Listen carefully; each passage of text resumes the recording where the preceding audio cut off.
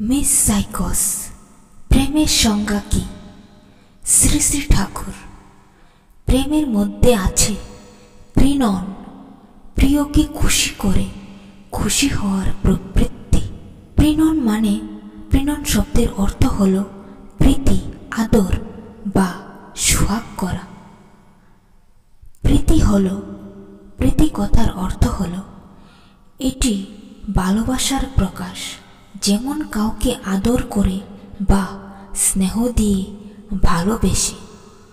এরপর আদর মানে কি?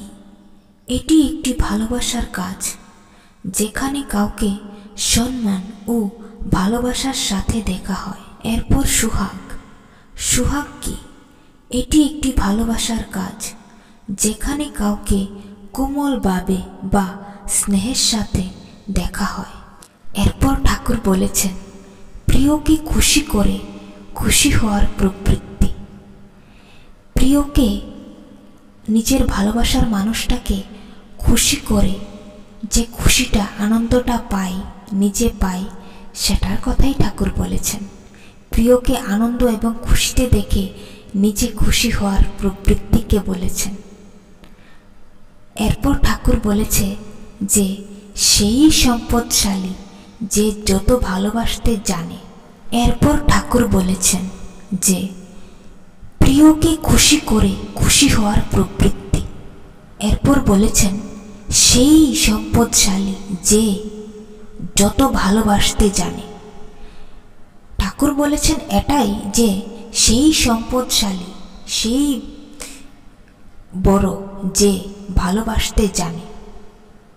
এরপর ঠাকুর বলেছেন যে ভালোবাসা পায় তার থেকে সেই ভাগ্যবান যে ভালোবাসে। কি বলেছে ঠাকুর?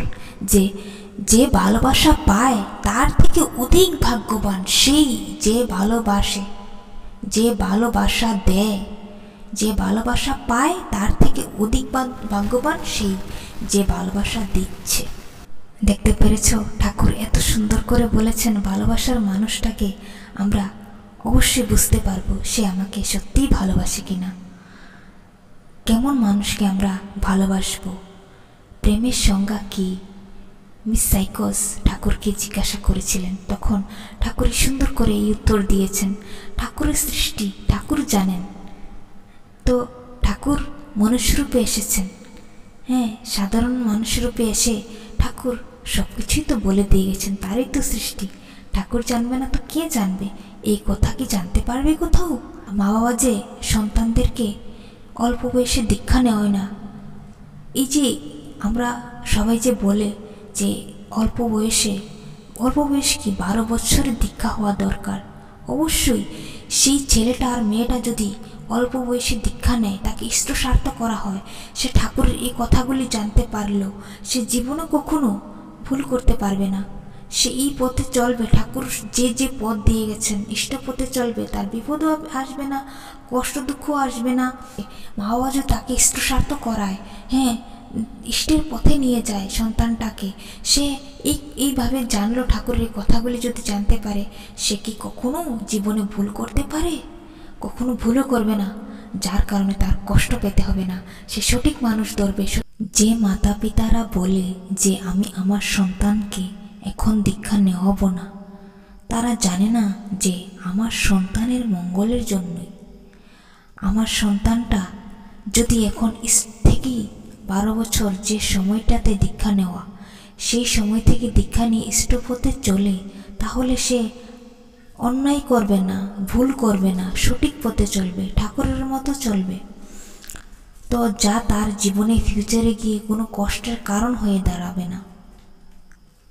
তো তার সন্তানের মঙ্গলের জন্য সেটা আর বুঝে না। আমি আমার স্বার্থে আমি ভগবানকে ভালোবাসবো না, যে স্বার্থ। কিন্তু প্রত্যেকটা মানুষের যে সময় মতো 12 বছরে দীক্ষিত হওয়া দরকার, সেটাই বুঝিয়েছি। কিন্তু তা না যে আমি ঠাকুরকে ভালোবাসবো শুধু আমার স্বার্থে। স্বার্থ আমার ঠাকুরই হওয়া দরকার। আমার স্বার্থ আমার ঠাকুর, আর কিছুই চাওয়ার নেই। তো তোমরা সবাই ইষ্টপথে চলবে, ঠাকুরকে ভালোবাসবে। তো সকলকে আমার আনন্দিত জয়গুরু। তোমরা সবাই যেন ভালো থাকো। জয় গুরু।